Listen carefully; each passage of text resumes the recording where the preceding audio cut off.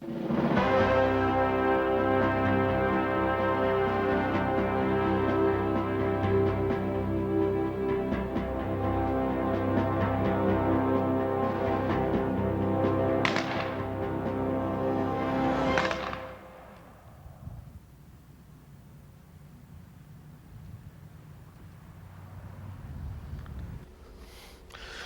welcome to Veteran Voice. Larry McCullaugh, be your host again today.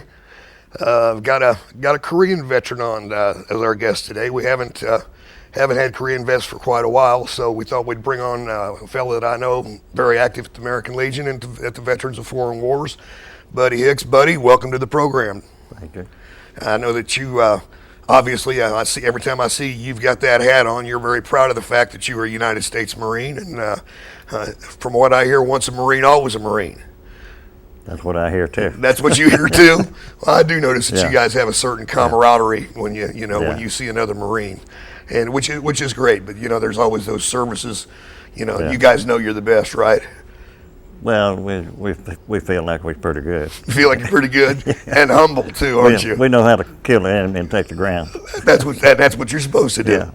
Buddy, tell us about when you went into the military, why you chose the Marines, and just kind of how you got involved and why you decided to go in. Well, during the Second World War, which I was raised up as a teenager, and I had no telling how many people from around a little old town where I lived was in the military. And we had two guys, one of them a little kin to me, H.F. Vickers and Willie Tannehill, and they were in the paratroopers, I think 82nd. And H.F. jumped at the Battle of the Bulge and landed on a mine and blew his foot off. And it was unbelievable. I saw him uptown probably 3 months after that happened. And he came outside the door of the drugstore, and I said, "Hey, Jeff, they told me you got your foot blown off." He said, "Yeah, I did, man." Said, "They put me a new one on." Said, how am I walking?" I said, "I can't even tell it." That was great. That was great. So anyway, when time came for me to do something, I didn't want to go to college. I've been to high school so long, I said, "Well, get out of here. I don't want to go to school." So they were kind of our heroes, them two guys, So my cousin and I decided we'd go and join the military. And so we wanted to get an 82nd Airborne. So I went to Monroe, and never forget Sergeant Underwood. He asked a few things and waiters and took a little test, I think, or something. And my cousin was pretty tall and didn't weigh as much as I did. And he said, "Well," said, "I can't pass you. You don't weigh enough."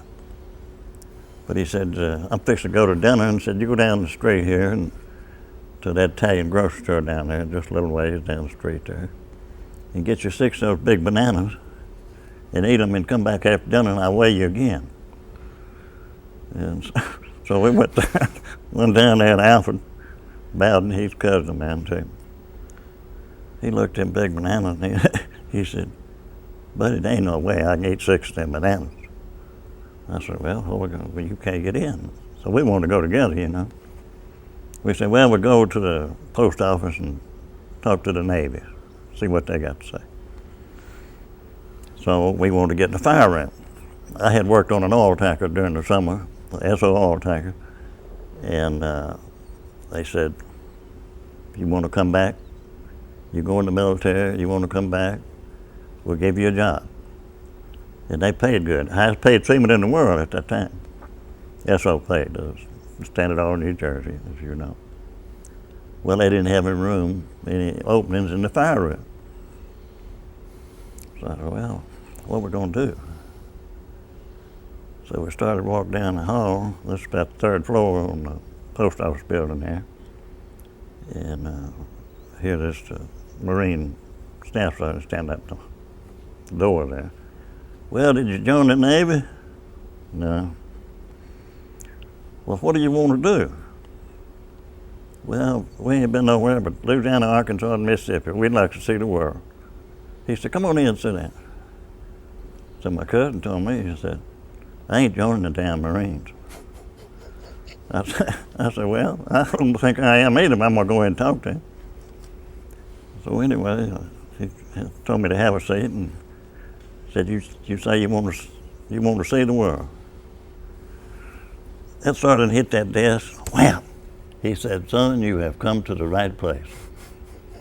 And I'll be damned, in about 15 minutes, I was just in the Marines. He made it easy for you, didn't he? Yeah. So I went on down, I told my cousin, I said, I just joined the Marine. He said, you're lying, so-and-so. I said, no, I ain't. He said, well, if you're going, I am too. He went up and joined. Did he really? Even though he said he wasn't going to? Right. So we was off to, we thought we was going to San Diego. Now, you know, you take two guys, ain't been nowhere but Arkansas, down in Mississippi, and gets a chance to go to California. That's like going around the world, you know. So we heard, if you lived west of the Mississippi, in which Monroe, Louisiana was west of the Mississippi, you went to San Diego. And man, we was all excited about getting to go to California, you know. So when the guy picked us up the next day, put us on the train that night, on the way to New Orleans, get physical and all that stuff. So when they made the orders out and handed the orders to me, I was in charge of him for some reason. And I looked at the orders and it says, Paris Island, South Carolina. I said, hey, son. I said, we joining Monroe, that's west of Mississippi. We're supposed to go to California. He said, when you come in on that train last night, you crossed the river. Be on that train and go to Yemassee, South Carolina. So, okay, that's all it was. So they started out. That's where we started, yeah. And I've heard and seen quite a bit about Paris Island. And oh yeah, you wonder what in the hell have I got into, and how can I get out? And at that point, there's no way out of that. But the only thing that kept you going, you know, they work on you mentally and things. So that's probably the reason I still wear this old hat. You know, that's a mental thing. You know. Well, that's good. That's good. But anyway, they do a good job. So you finished up your basic or boot camp, I guess they call it, at Paris Island. Now, and what was your job assignment, or in the Army they called an MOS? You know. What they call it 0300, 0311 infantry. Infantry. Rifleman. Okay. Yeah. They say that's what they need the most, I guess. Absolutely. Where did you head from your? Were you infantry training at Paris Island also, or? My what? I said, did they have an infantry training at Paris Island, or? No, you know, you went through boot camp. It was like 3 months, you know. Okay. 3 months boot camp. They had. So you came out qualified. 12 weeks, you know. Okay.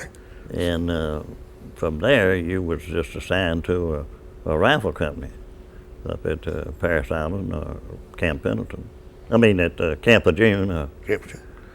So Second Marine Division and First Marine Division is Camp Pendleton. That's all they had at that time, you know. And were you there for a long time before you went to Korea, or? Oh yeah, I was there, and I went in July '48, and went to Korea. Started in July, like June or July of '50. Yeah. See, and in fact, I joined for 3 years, and I was getting close to getting out when the Korean War started. Really? You know. And but anyway, I really thought my mother had a stroke, and we were supposed to ship out to go to California, go to Korea, and everybody restricted to the base 2 weeks ahead of time. And I got a telegram my mother had a stroke. And they came out in the field. We was out in the field training. And the captain sent somebody out in the field. Somebody came in the field, and the Red Cross had sent us a telegram. And they came out looking for me, and I said, well, what's this all about, you know? So they said, Captain wants to see you in the office and back at the base, you know. So went back, and he told me, says, your mom's had a stroke, I'm going to let you go home. I said, we're not shipping out here for 2 weeks, and said, I'm going to let you go home for a week, and you'll have time to come back. And I had told him told him earlier, I said, I've trained with these guys for 1.5 years, 2 years. And I said, if I'm going to have to go to war, I want to go with these guys. So we knew whatever other man was going to, just like your fire team. Yeah. You know, you got your fire team leader, and you got a rifle or scout, and you got an assistant bar man and a BAR man, automatic rifle. So every fire team. And we worked together for so long that we didn't have to ask one another what they were going to do next. We knew what we were supposed to do, you know. That was the advantage of going. So if you're going to go fight a war, it's good to be with somebody that like that, you know, in a squad and what have you, you know, whole platoon. Well, were you able to do that after you went home and took care of? No, they shipped out a week before, and my cousin, who was in the Anglico outfit, that's the Air Naval Licensed Gunfire outfit, he called me from New Orleans and told me they was on the way to the West Coast. I said, well, damn, what happened? He said, I don't know, but that's where we are. So I said, well, he said, we're going from New Orleans to Shreveport to Dallas to El Paso and on out west. So I said, well, I hung the phone up after he talked to me. And I told my dad, I said, can you carry me over to Shreveport? I'll catch a train. I'll catch a troop train there. I didn't have none of my stuff other than just the uniform I wore, none of my combat stuff and nothing like that. He said, yeah, okay. And so I said, well, I think what I need to do is call a recruiter at Monroe and tell him what my situation is and see what he says. So I did, and he says, you better not do that.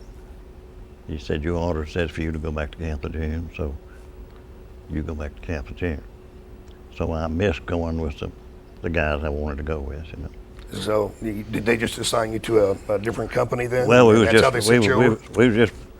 were just put in a casual company, and then all the reserves started coming in. So they was calling all the reserve units in, so everywhere. So where did you end up in Korea? Whereabouts did you end up?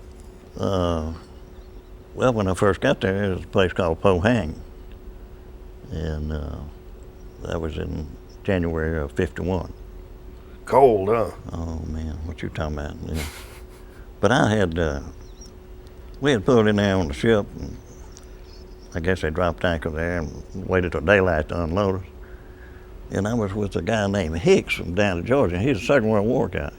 He'd been called in, he had stayed in the reserve, you know. And Hicks and I was standing on the fantail looking out there when the daylight came.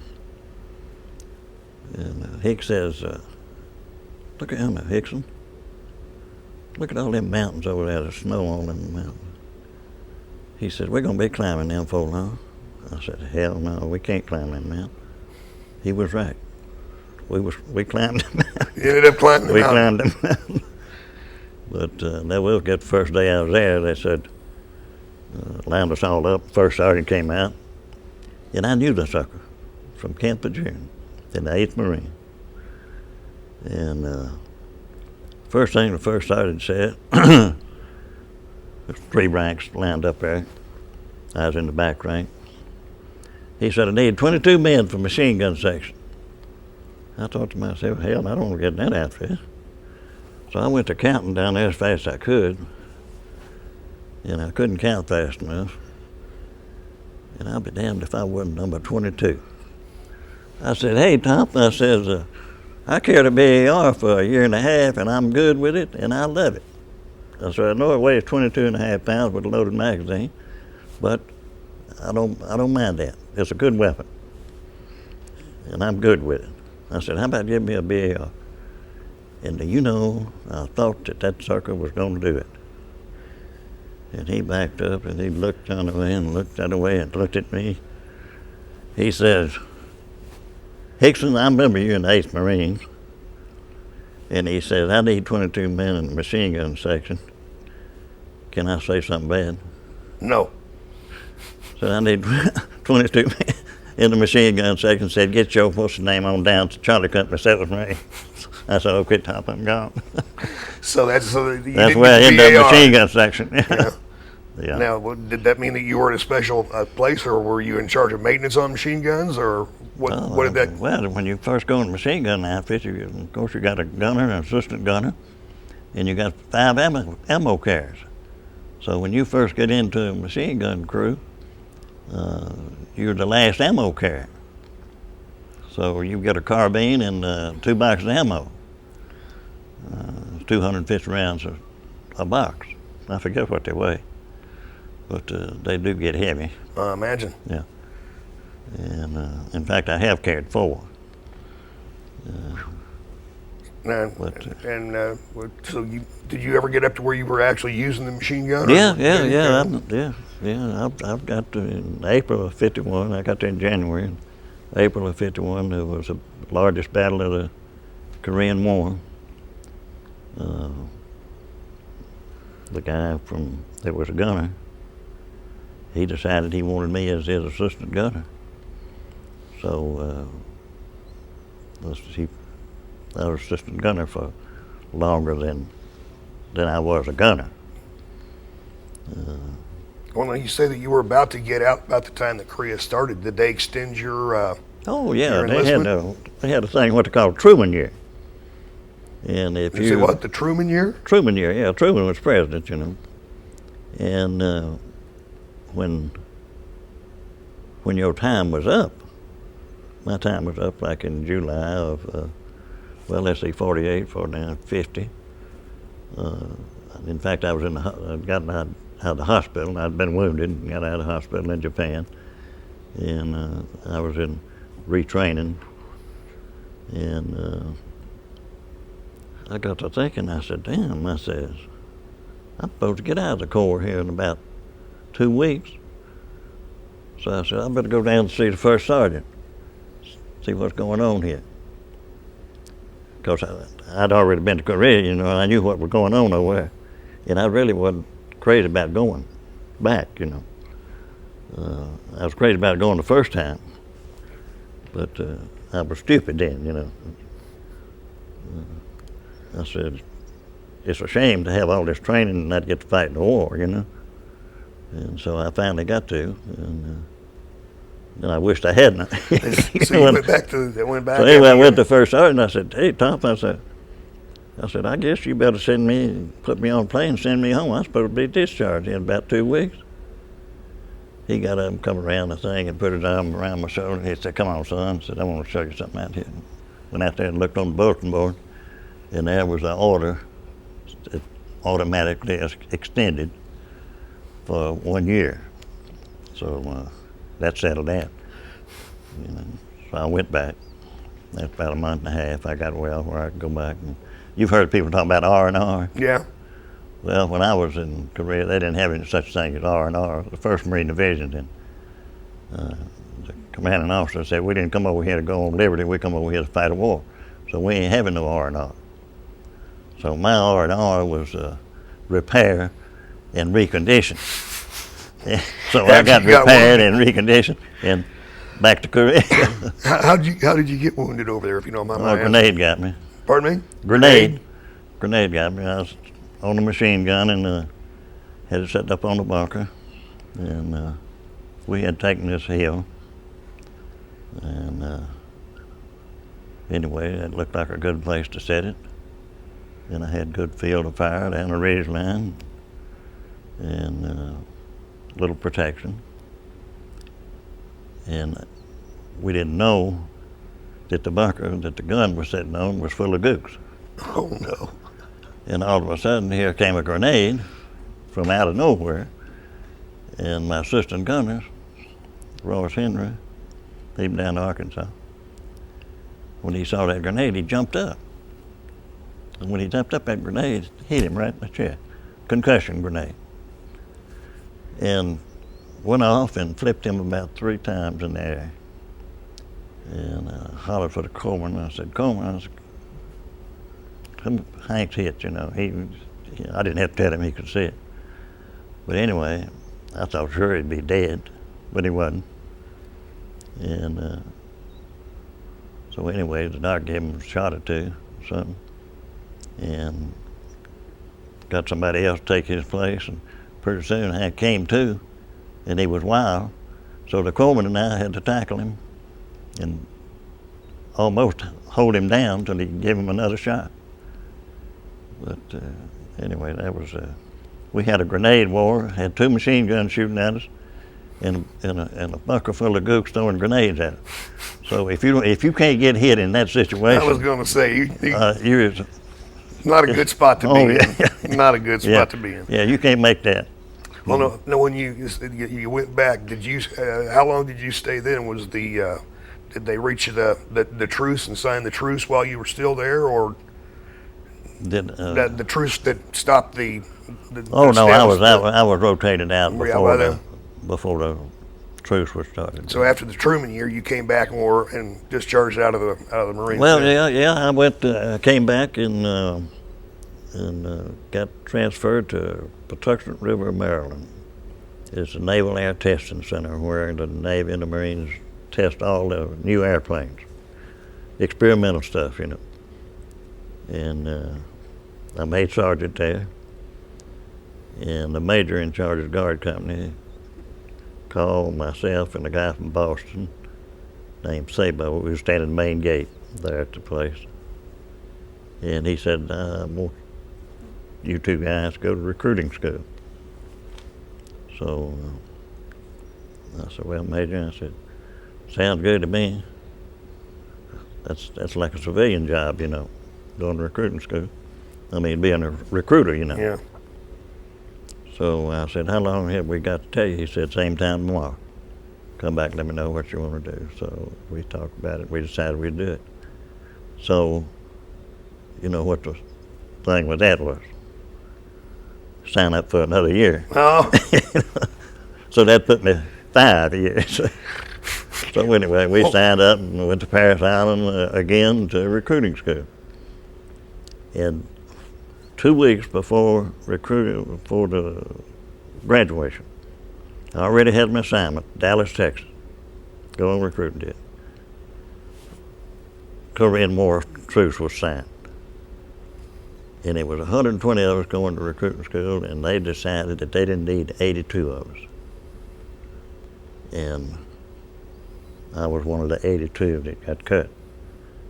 And I went and talked to the gunner sergeant there at recruiting school, and I tried to talk him in, let me stay in, you know. I said, I'm going to Dallas, you know, in 2 weeks. And I said, I'll probably stay in for 20 or 30 if I can get this job, you know. He said, ain't a thing I can do, not a thing. But I did get sent to New Orleans Naval Ammunition Depot. And that's where I was from, was Louisiana, so I wasn't about 3-hour drive from home. So that sounded pretty good. So that ended up working out for you after all. Then Yeah, it did. You get to go to Dallas. Yeah. Well, no, we're only about 5 minutes left, and you were telling me a story a while ago, and I wanted you to repeat that about how you just recently looked up and found. Yeah, my first sergeant. And is this the same first sergeant that? In the 8th Marines at when I was med crews with. Yeah. And I had run into him in Chicago, and he was the first Marine. I got to tell you the story about Sergeant Zulu Rockwell. He was a heavyweight champion in the Pacific Theater at the end of the Second World War boxing. Great big tag. Now I say he was probably 6'4", weighed 225, 35, something like that. But just as great a guy as you ever wanted to see. And when he told somebody to do something, there wasn't no question about it. They was going to do it, you know. But when you got in trouble, you could depend on him to bust his behind getting you out of trouble. And everybody loved him. And he was in the 1st Marines during the Incheon landing, went to Chosin Reservoir. And he was in headquarters company, 1st Marine, that's Chester Puller's outfit. And he was getting out of a truck up in a Chosin was a company commander, and he got shot in the gut 5 times. Well, they thought that was for sure he's dead. So they had him behind the aid tent there somewhere with a whole bunch of them and had him tagged dead. David Coleman was fooling around back there somewhere and heard somebody cough. And they come to find out it was Zulu. He was alive. They brought him in, operated on him, flew him out to San Diego, and he's lived to be 90. But when he got to San Diego, the nurse that was taking care of him at the hospital, Naval Hospital, he ended up marrying her. And I asked him, I said, Top, I said, how did you, being a first sergeant, marry an officer in the Navy? That wasn't right, wasn't supposed to do that. He said, well, Hixton says, they just promoted me to second lieutenant. So that's all that problem. That took care of that problem, That's right. man. That's right. I'll be darned. But when you speak of first sergeant, and if you was to get on the internet, they list about 3 first sergeants that are the Marine Corps thinks are top of the line people, and he's one of them. No kidding. And I'm gonna go see him. We having a battalion reunion in Buffalo, New York, this coming year in 2009. Really? And I got he said, write to me. He said, write to me, tell me what you did. So I got him a bunch of stuff written, and I'm asking him if permission to come by and see him after the Buffalo reunion at Claremont, New Hampshire. And I hope he's still around. Boy, that'd be where great. I can go see him. But he was one of those straight up guys. A lot of you run into first sergeants, and some of them you could. Yeah. Everybody got a story about Top. That's their favorite one, and some of them are what a not so good person he was, but you get yourself a good first sergeant. Oh yeah. He'll keep you in line, but he'll straighten you out That's too. Right. Of course, he a first sergeant like Sergeant Zulu, Rocco A. Zulu. You think the captain runs the company? No. Or the lieutenant runs the company? No. I think First Sergeant Zulu ran the company. I think most guys that have been in the That's military right. realize that's where That's it goes. right. Well, That's buddy, right. told you what happened. This half hour is just zip by. But I appreciate you coming on the program. I believe I had you on once before with another Marine, and Yeah. it was a guy was a POW. That's right. That's right. And, they all kind of he's in paratrooper, I believe. Yeah. And he was in Korea That's and that's got what it captured. was. And Well, I appreciate you coming on the program. absolutely. Sharing the stories with us. I know that you've entertained some people out there, and maybe somebody will get to liking that uniform. And even though you got trained for recruiting but didn't get a chance to do it just from this program today, maybe somebody will join up for you. Oh, I doubt. Hey, Maybe. thanks for coming by. We'll keep getting together over at the VFW and at the American Legion and having fun. I appreciate everything you do for the Veteran Service Organizations. Well, I thank you for having me. Yeah, I appreciate you coming out today. Okay. Well, that's what we've got today for Veteran Voice. We hope you've enjoyed this and maybe entertained you and educated you a little bit. We hope to see you next time on Veteran Voice.